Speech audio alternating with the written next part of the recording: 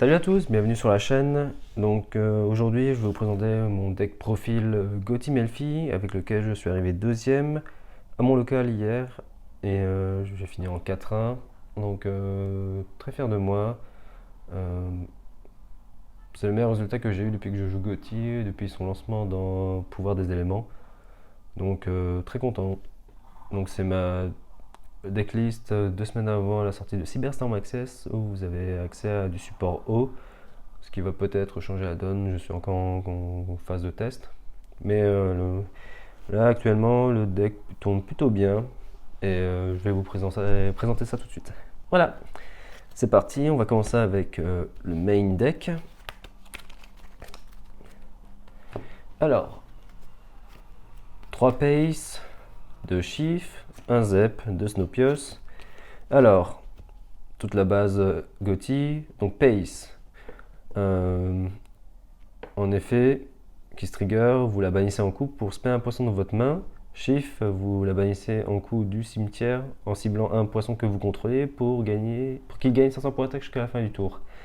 Donc les deux ont le même effet lorsqu'elles ont été bannies. À la prochaine stand-by phase, elles reviennent sur le terrain et lorsqu'elles ont été invoquées spécialement pendant le tour de l'adversaire, elles gagnent l'effet de faire une synchro poisson en effet rapide, uniquement en main phase, en utilisant elles-mêmes forcément comme matériel. Voilà. Donc vous avez accès à vos synchro poissons. Zep, il est différent. Lorsque vous le bannissez pendant le tour de votre adversaire, vous pouvez l'invoquer spécialement sur votre terrain. Lorsqu'elle est invoquée spécialement, peu importe le tour, vous pouvez faire une synchro poisson en utilisant Zep, à l'instar des deux. Voilà. Un autre effet qui est un peu irrelevant, j'utilise vraiment pas beaucoup. De la main, vous pouvez bannir Zep et cibler un poisson dans un cimetière pour bannir les deux. Snopios, c'est vraiment le cœur du deck avec les Gotti, donc elle fait tout. En effet rapide, en main phase, vous pouvez bannir 2 poissons de la main et ou cimetière pour la spé. Lorsqu'elle est spé sur le terrain, vous pouvez cibler une carte qui gagne l'effet permanent lorsqu'elle quitte le terrain, elle sera bannie. En général, vous allez cibler Snopios, parce que Snopios, quand elle est bannie, vous pouvez la récupérer en main en bannissant un poisson du cimetière. Donc si vous avez des effets qui se déclenchent lorsqu'ils sont bannis des poissons, Snopios peut régler la chose. Voilà, vraiment la cœur du deck. Zep et Snopios, je les joue pas plus parce que vous pouvez tutoriser les deux. Voilà. Donc c'est la partie Gotti. Ensuite, on a le support poisson avec 2 princesses Joliton, 3 feuilles inertes. Joliton à l'invocation, il permet de spammer un poisson de niveau 4 ou moins du deck. Elle se bannit en coup à l'invocation. Donc ça ne prend pas Imper, mais ça prend H. Poisson feuille inerte, c'est la principale cible à Joliton, mais vous pouvez aussi invoquer un tuner Gotti, si besoin, donc à niveau 2. Feuille inerte, lorsqu'elle est invoquée, vous permet de foolish un poisson du deck. Donc en général, vous allez foolish Chief, qui avec son effet va se bannir en ciblant le poisson feuille inerte, pour qu'il gagne 500 points d'attaque. Ça peut être utile, mais surtout pour bannir Chief, pour qu'elle puisse revenir à la stand-by phase du prochain tour. Voilà. Feuille inerte a un effet de recyclage, donc au cimetière, vous pouvez la bannir en coup. Ciblez 3 poissons du cimetière pour les remélanger dans le deck et piocher 1. Voilà, ça j'utilise pas souvent, vous n'avez pas souvent autant de poissons dans le cimetière parce qu'ils sont le plus souvent bannis, mais ça peut arriver, c'est toujours très bien. Voilà. Ensuite, on a l'engine Supé. Donc Supé, c'est une 1,5 combo. Vous déclarez Supé de votre main, vous défaussez une carte en coup pour spé L et Supé du deck ou de la main en position de défense. Et vous êtes lock en synchro jusqu'à la fin du tour. Donc vous avez accès sans passer par la normal summon à une synchro 6. Donc très très fort. Supé c'est une brique, évidemment. Mais Supé à elle seule, elle est très très forte. Et je vous recommande de jouer avec. Ensuite, on a un package avec l'escadrille aux longues oreilles. Donc l'escadrille, pendant la main phase, en effet rapide du tour adverse, vous pouvez cibler un monstre que vous contrôlez pour tenter de spé L sur le terrain et immédiatement après la résolution, faire une synchro en utilisant uniquement ces 2 monstres. Donc l'escadrille et le monstre que vous avez ciblé avec escadrille. Vous avez accès au synchro générique.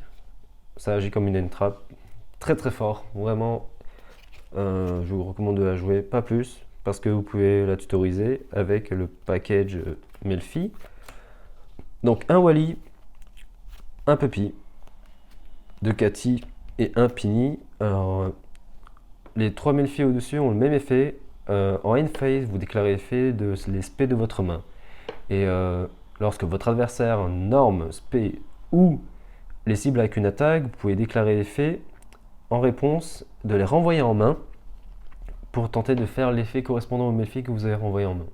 Donc Wally, lorsque il déclare son effet, vous pouvez spé deux Melfi différents du deck. Donc en général, vous allez prendre Puppy et Cathy. Puppy, il permet de spé une bête niveau 2 du deck. Donc ça peut être n'importe lequel de ces bêtes. Mais en général, vous allez prendre Cathy. Parce que Cathy, lorsqu'il déclare son effet, vous le renvoyez en main et vous permet de tuto une bête niveau 2. Donc c'est soit Pini, soit Escadrille si besoin, en fonction de ce que vous avez sur le terrain ou pas. Escadrille, si vous avez un board, c'est très très bien. Mais Pini, si vous n'avez rien, c'est mieux. Donc Pini, lorsqu'une bête a été envoyée à votre main pendant ce tour, elle gagne l'effet rapide, donc à n'importe quel moment, de l'invoquer et de faire une synchro en utilisant elle et uniquement des Melfi de votre main. Donc vous avez accès aux synchros 4, 6, possiblement 8 et 10, mais c'est très difficile d'atteindre ces niveaux. Mais donc qui dit synchro 6, donc dit Iron Post, la synchro Gotti. Donc très très fort, permet de vous relancer. Le problème de Pini, c'est que c'est une brique, sauf si vous n'avez pas d'autres Melfi dans votre main. Vous allez essayer de la tutoriser, et c'est pour ça que je joue Cathy, pour pouvoir avoir plus de chances de tuto Pini ou l'escadrille. Voilà. Assez content du résultat de l'engine.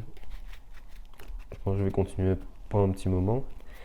Ensuite, le package fusion, donc fusion préparée x2, l'instantané x1, 1 pour 1, et un call-by. Call-by, bon, pour les trap, pas besoin de détailler. Fusion instantanée, fusion préparée, donc c'est pour invoquer Alvin, un tuner niveau 2, et le poisson rat, un extender poisson niveau 4. Donc vous voulez essayer de résoudre au maximum Arion Post, donc le serpent, je reviendrai après, à votre tour, ou si possible pendant le tour de l'adversaire. Et ce sont de très bons extenders pour essayer d'atteindre l'invocation d'Arion Post.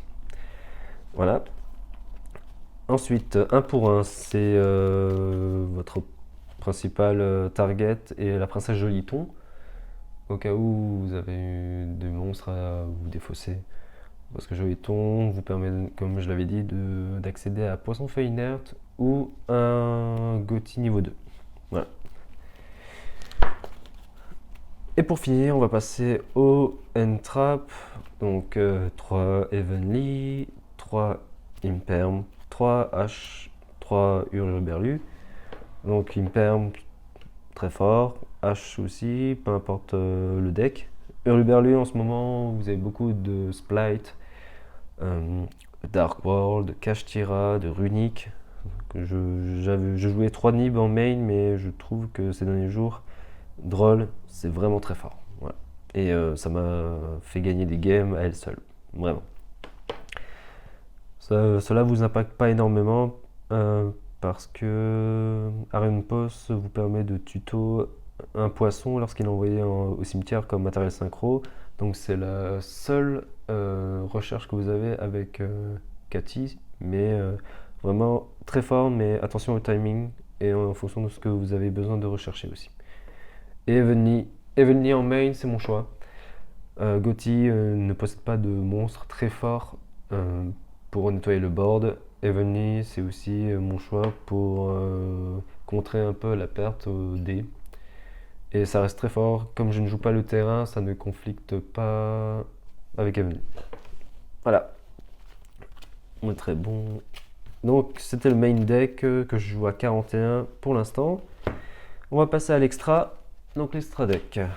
Alvin, poisson rare. Donc l'héros de la lumière arc. Donc niveau 4, seulement faisable avec l'engine Melfi. donc avec Pini, n'importe quel méfi de votre main. Donc c'est une Omni Negate avec comme effet un Floodgate. Donc tous les monstres qui sont envoyés de votre main ou du deck au cimetière sont bannis. Et donc cela n'affecte pas Gotti parce que la seule contrainte que vous voulez, c'est qu'Iron Post, la synchro 6, soit envoyé du terrain au cimetière pour avoir la résolution de la recherche après. Et ce que vous envoyez de votre main ou du deck comme monstre, s'ils sont bannis, c'est pas si important, même ça vous avantage.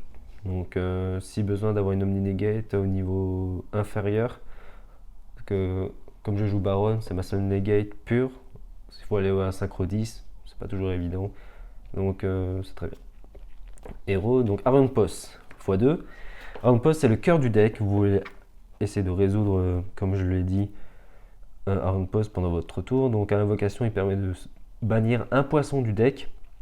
Et lorsqu'il est utilisé en matériel synchro et qu'il est envoyé au cimetière, vous pouvez déclarer fait. Vous ciblez un poisson du cimetière, en général lui-même, pour tenter de le bannir et tuto un poisson qui a le même niveau. Donc en général, comme vous avez banni Iron Post, vous avez ces tutos Snopios qui est aussi niveau 6. Ou moins si vous avez déjà. Très fort, x2. La baleine aura blanche. Baleine aura blanche, lorsqu'elle est invoquée, elle fait Raigeki sur tous les monstres en attaque de l'adversaire. Donc attention, c'est un when, donc un lorsque, et pas un si. Ça veut dire que lorsque vous allez déclarer un effet, par exemple de shift pace, d'invoquer la baleine aura blanche, il faut qu'elle soit forcément chaîne 1. Donc si vous, par exemple, l'adversaire fait un effet que vous faites chaîne 2, shift ou pace pour invoquer baleine aura blanche, la baleine n'aura pas l'effet de faire Raigeki. C'est très important de vraiment mesurer les timings, mais sinon lorsque vous résolvez c'est très fort, ça fait Raigeki. À votre tour, donc ça attaque deux monstres, ça fait Perce Def, et lorsqu'elle est détruite par une carte ou un effet de l'adversaire et qu'elle est envoyée au cimetière, vous pouvez bannir un poisson du deck, bannir un poisson du cimetière en coup pour la reborn, et elle devient synthoniseur. Et cet effet de reborn n'est pas une fois par tour, c'est tant que vous avez du poisson dans le cimetière. Voilà. On continue synchro 8 avec Ascan, donc pareil, c'est comme Iron Post, c'est vraiment le cœur du deck. À l'invocation, par synchronisation, vous ciblez un poisson que vous contrôlez et une carte contrôlée par l'adversaire pour tenter de les bannir. Alors, je vais préciser que Ascan, lorsqu'il fait son effet, il cible d'abord en coup et il n'est pas obligé de bannir les deux. Ça veut dire que si ces deux cartes que vous avez ciblées restent sur le terrain, à la résolution de l'effet d'Ascan, elles seront forcément bannies. Voilà. Lorsqu'elle est bannie, vous pouvez la reborn en bannissant un poisson du cimetière. Donc c'est un petit effet de recyclage. Ascan, vraiment très fort, c'est votre removal unique en ciblant. x2. Après, le meilleur poisson, Beyond, donc x2 aussi. Beyond, lorsqu'il est invoqué par synchronisation pour un tour adverse, il bannit tout le terrain sans cibler. Donc lui-même compris. Donc lui, il gagne 500 points d'attaque pour chaque monstre banni, chez vous, chez votre adversaire également. Donc il peut monter très très haut. Et l'effet de bannir n'est pas une fois par tour à l'invocation. Donc il y a des setups, j'arrive à le sortir 2 fois. Quand l'adversaire ne s'attend déjà pas au premier et qu'on nettoie tout, c'est bien. Mais le deuxième, s'il a un peu de jeu et qu'il ne s'attend pas du tout, avec quelques manips, vous arrivez à faire Beyond la deuxième fois. Donc très fort, je recommande de jouer 2 fois. Ensuite, pour les synchro 10, donc Shining parce que vous bannissez beaucoup, il devient très haut et surtout il est haut. On verra après pourquoi c'est important. La baronne, pas d'explication. Et ensuite, le package Stardust avec Dragon Poussière d'étoiles et Guerrier Satellite. Alors, nouvelle carte de Maze, Stardust. Très fort, à l'invocation, par synchronisation, vous ciblez un tuner niveau 2 ou moins du cimetière pour le reborn. Donc, si vous arrivez à avoir Stardust, vous avez possiblement une synchro 10 avec le tuner que vous avez reborn. Et elle, en effet rapide, en main phase, donc le vôtre ou celui de l'adversaire, s'il y a une interruption, peu importe, vous sacrifiez en coup vous invoquez Dragon Poussière d'étoile et immédiatement après vous faites une synchro en utilisant les monstres que vous avez sur le terrain. Donc ce n'est pas forcément en utilisant Dragon Poussière d'étoile, ça peut être n'importe quel matos du terrain.